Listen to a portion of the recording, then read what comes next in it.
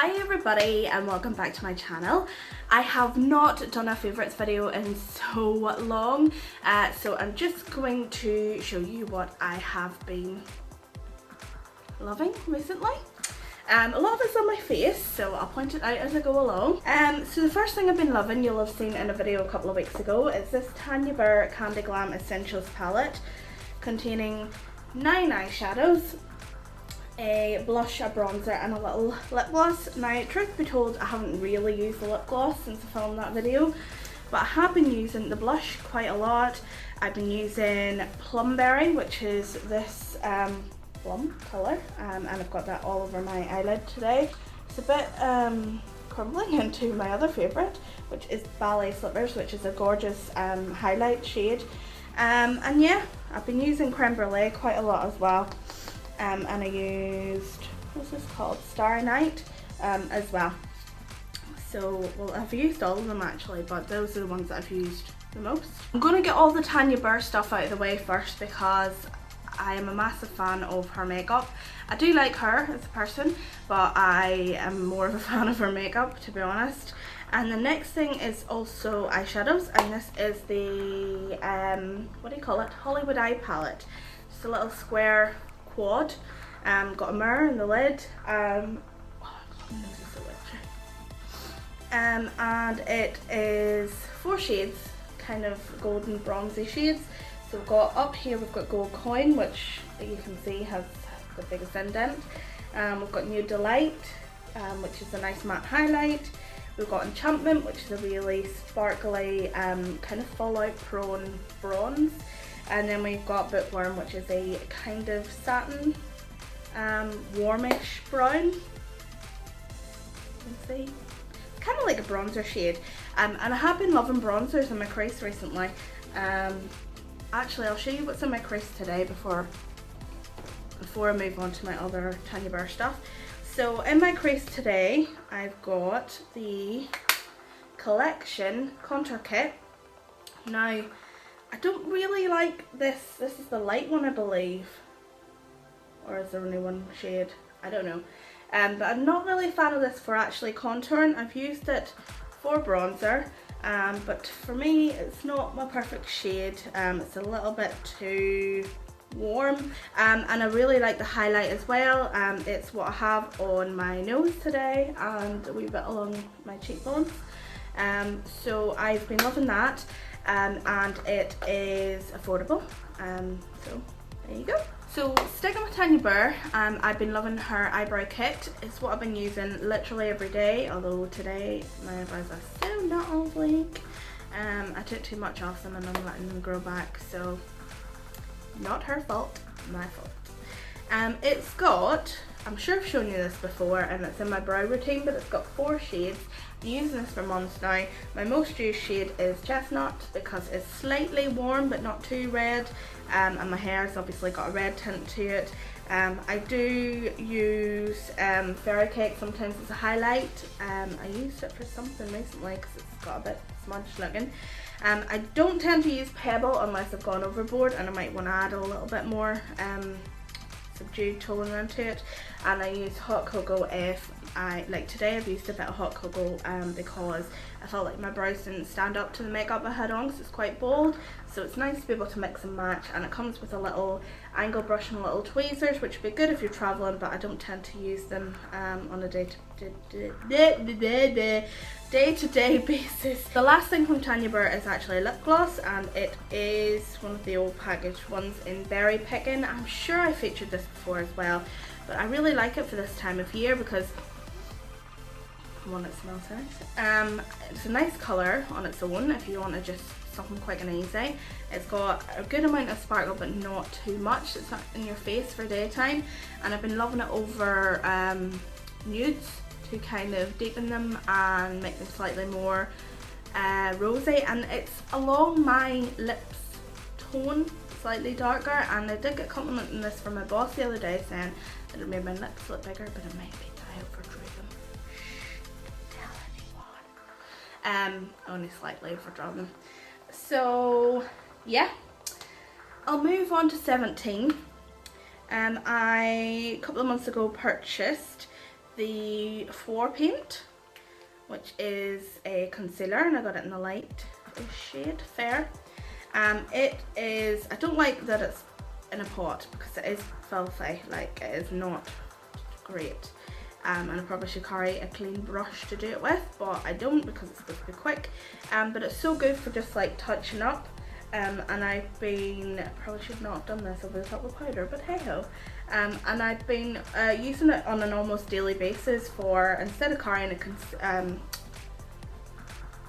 foundation, I've just been using this and it really is good. So yeah, and it's really affordable too. And then we've got, also from 17, my well-loved looking Define & Contour. I want to say Define & Contour. Again, it's this powder that I'm loving from this palette. It's the light powder. It is very pale. It's great for setting your under eyes, however I have not used it today. I don't know why, I just haven't. Oh, it's because it was in my handbag and I couldn't be arsed getting it out, that's why. The bronzer shade is again a little bit warm for my liking, but again it's matte and it doesn't blend out as well as the collection one, but it's not overly pigmented, so you could get away with it as contour, but I am just not into warm contours at the moment anyway, because that could be subject to change. So yeah, the light powder is just off-white, and it's nice as a matte highlight under the eyes, so I've been loving that. Next we're going to go back to lips, and something, not that you know by looking at me today, but something I've been loving recently is like a nude lip, or a kind of more subdued, I've used that word twice in this video, don't know why, lip at the moment. And for that at the moment, I've said the moment, oh my god, shut up Laura. Anyway, for that, one of the options I've been using is the NYX lip pencil in mauve. I'll show you a little swatch. So it's supposed to be like a dupe for MAC, whatever Kylie Jenner uses, not Whirl. Is it Whirl? Maybe it's Whirl. I don't know, but it's supposed to be a dupe for it, and it's a lot cheaper, and yeah, I like it. And my hair's falling out. And then over the top of that, I've been using this Essence XXL matte lip gloss.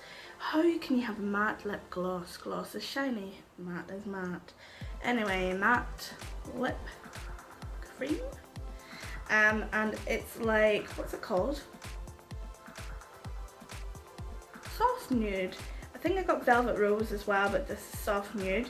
Now it is kind of still a pinky nude or a mauve nude, so it's along that tone. So it's nice to kind of have this around the outside and then put the soft nude in the middle, and I've just been really liking that at the moment, and I never ever thought I would like nude lips ever, but people change. Keeping with the lips theme, I have been loving this for ages. I loved it, I think I got it maybe at the end of the summer, and it's the Milani Colour Statement Lip Liner in Fuchsia, and it's just a really gorgeous rich pink. It's really smooth, it's really pigmented, you can use it as a lipstick. I did that the other day. Obviously it takes a bit more working because it's small, but it is gorgeous, I love it, and it is kind of like that all year round colour. And then moving on to something a little bit darker, I have Maybelline's matte lipstick in Divine Wine. It smells like Play-Doh, and it is a dark red matte shade. There it is there, and again, not much to say other than I've just been loving it. It wears well, and it looks nice, and it's not overly dark because I'm quite pale. And the next couple of things are contradictory to what I just said, in that they're darker again. I've got Jordana's lip liner in Easy Liner for Lips in Plush Plum. Now just to let you know, I did get the Jordana and the Milani on Beauty Crowd, but I can't see, I don't think those colours, maybe the fuchsia's in stock, but this Jordana one isn't in stock, so tweet them and ask them if they're going to put it in stock again, because I love these lip liners. Really creamy again, really pigmented, and I've actually been wearing the lip liner with the Divine Wine lipstick, and it pulls out the kind of more berry tone of it, so